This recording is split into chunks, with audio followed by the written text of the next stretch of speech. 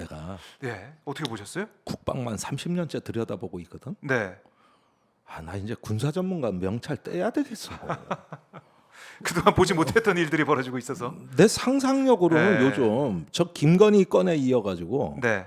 이 미군 병사 월북까지 내가 내가 연이어 이런 걸 보면서 내가 정신 이상이 될 지경인데 이게 기상도 아니, 이변이지만은 도대체 저 사건은 국방도 이변입니다. 모든 게 아직도 미스터리인 게 네. 그 군 저 범죄로 인해 가지고 수감돼 있던 병사가 그렇죠. 본국에 송환되려고 인천공항까지 갔다가 거기서 도망을 쳐가지고 네. 간 데가 판문점 견학단이 거기서 JSA. 갔다가 네. 관광객으로 갔다가 거기서 하하 웃으면서 북한으로 뛰어갔다. 그래서 그거 뭐 그냥 영상 찍는 쇼츠 찍는 줄 알았다 뭐 이런 얘기를 하잖아요. 그래서 너무 황당하니까 이해할 수 없는 일이 한 벌어졌습니다. 대목 한 대목이 자 우선 그 공항까지 갔는데 출국장까지 이제 통과한 거예요. 근데 그 호송하는 요원들은 거기서 돌아가고 너 혼자 가라는 거 아니야? 범죄자를? 그렇게 됐더라고요. 그 왜 그랬는지 이해는 못하겠지만. 그러니까 다시 출국장을 되돌아 빠져 나온 거거든. 네. 여권 분실했다 그러면서 난리를 쳤대. 그래가지고 빠져 나왔는데 그러면은 그 사이에 주한미군에서는 이 병사가 비행기 타고 가는 줄 알고 있었을 거 아니야. 그렇죠. 근데 그 다음 날 그 판문점 견학은 이게 아무나 관광을 하는 게 아니라 아하. 하루에 지극히 제한된 소수만 40명 정도 돼요. 그 저기 저 신청을 받아가지고 신원 조회를 다 하고 네. 그 다음에 교육을 해서 들여보내는 거거든. 철저하게 돼 있네요. 네. 네. 그 기본 절차예요. 네. 그랬는데 그 명단부터 해서 신원이다 그러면은 밝혀진 건데 아니 수감돼 있고 감옥에 있으면서 네.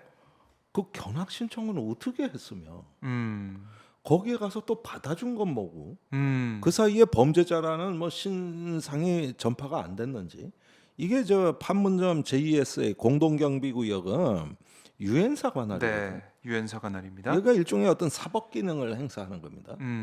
그런데 유엔사의 통제를 받는 그 관광 프로그램에 떡하니 이름을 올려서 신원 확인 다 하고 신분증 제시하고 예. 교육 받고 저리로 들어가는 거란 말이야. 그렇죠. 근데 저기가 어디서 그 뛰어서 넘어갔냐 하면은 네. 2018년 4월 27일 날 김정은 위원장이 걸어서 내려온 바로 그 길이요.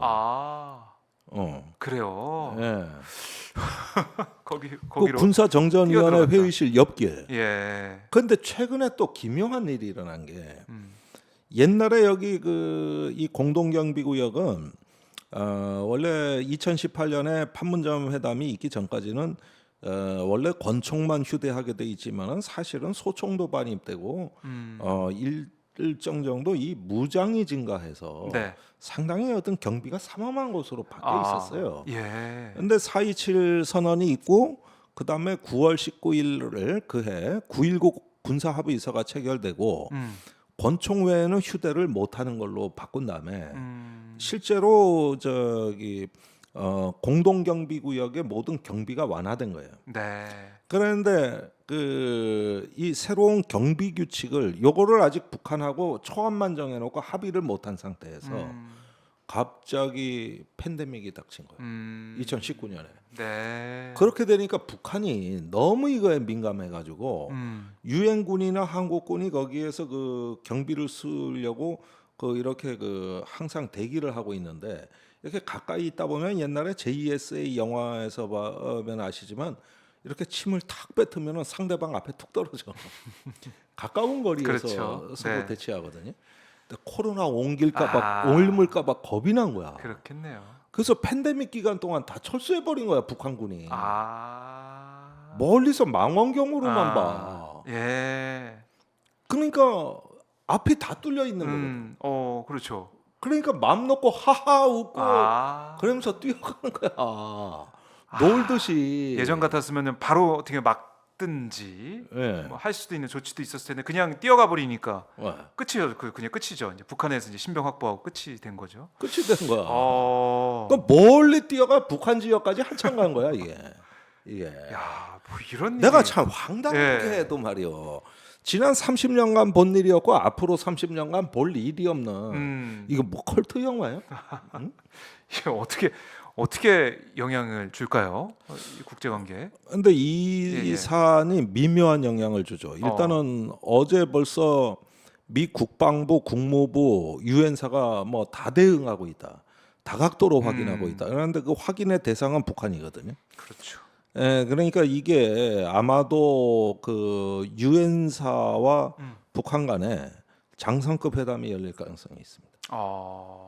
예, 그럼 어떻게든 뭔가 접촉은 있을 수 있다. 당연하죠. 아, 예, 그런 면에서 미묘한 파장을 예. 던져요. 예, 미묘한 파장이고, 그다음에 북한은 항상 여태까지 납치 억류자 석방을 카드로 삼아왔거든요.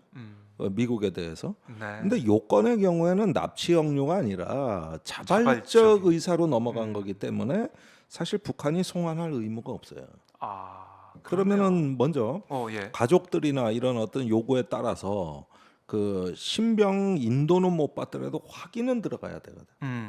그러면 이런 부분에 대한 일차적인 어떤 연락 장교 간의 그 정보 교류 차원에서 이게 그렇네. 이루어질 가능성이 높고, 네. 미국 정부는 이게 범법자이기 때문에 송환을 요구할 것이고, 네. 북한은 또 자발적으로 넘어왔기 때문에 곤란하다 그럴 것이고, 그렇네요. 북한 입장에서 보면 귀순자 아니야. 그렇죠. 자발적으로 귀순했는데 그것도 돌려보낼 수 없는 거 아니겠습니까? 정치적 망명이다. 북한 입장에서는 이렇게 네. 이야기해 버리면은 어. 이거는 근거가 없는 거예요.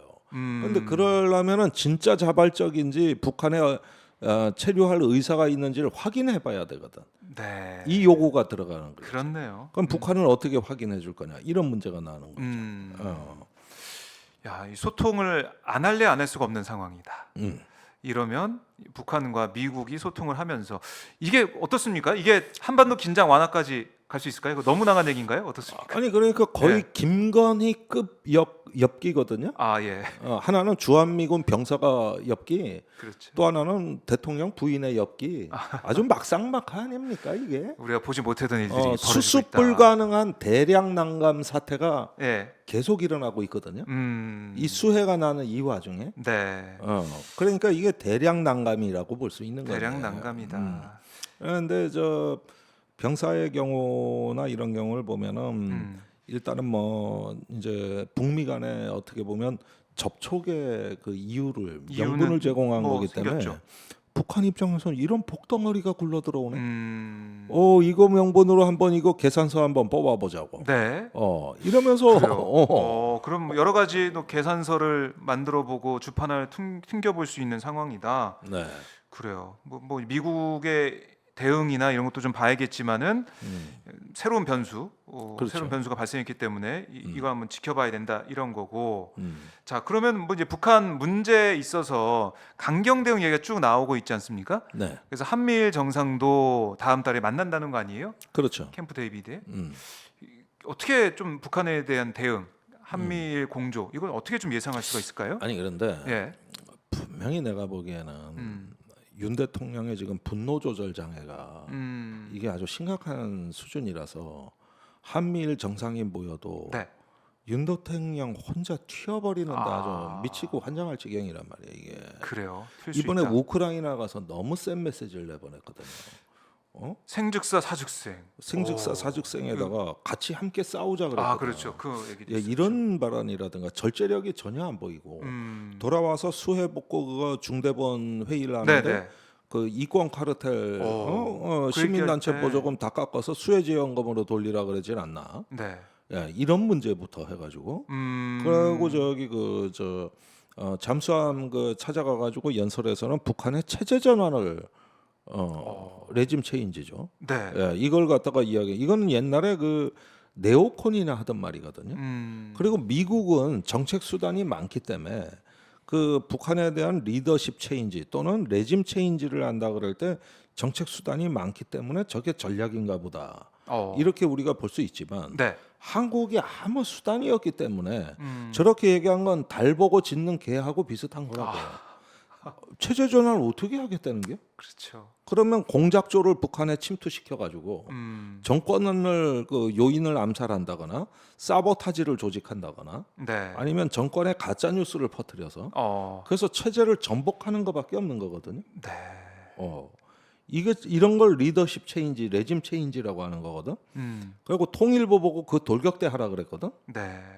그러니까 이 정도는 뭐냐면 거의 그 누군가를 적으로 만들어서 그 국민이건 북한이건 간에 힘을 과시해야 된다는 그 강박관념에 굉장히 그 구속이 돼 있다는 건데 네. 이거는 평소에 이 분노의 정서에 가득 차 있는 거예요. 아하. 그러니까 상식적이고 외교적인 말을 구사를 못하고 굉장히 오버페이스 가는 네. 일종의 어떤 사이코패시 같은 양상을 보여주기 시작하는 거거든요. 네. 그런데 또 뭐 불교 얘기에선 그렇습니다만은 초기 불교 경전 중에 육반이 샀다라는 육반이 뭐더라? 그 정목 스님이 하는 방송이 있어요. 네. 네. 네. 거기 보면은 이 저기 하늘나라 사람이 그 부처한테 묻는다고 칼을 녹슬게 하는 것은 무엇입니까?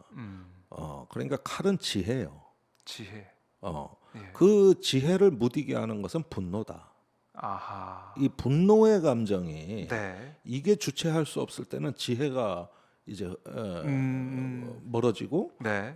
눈을 멀고 갈 길을 잃는. 아하. 그래서 이 지혜는 냉정 차분함에서 나오는 거거든요. 네. 그런데 지금 대통령의 저 말을 보면은 그 이제 사물에 대한 분별력, 그다음에 절제력, 네. 그다음에 대통령으로서의 품격과 균형 감각 이게 완전히 무너진 멘탈이에요 지금 이게. 지금 저 다리만 무너지고 지하도만 침수되는 게 아니에요. 대통령의 정신이 그래. 네.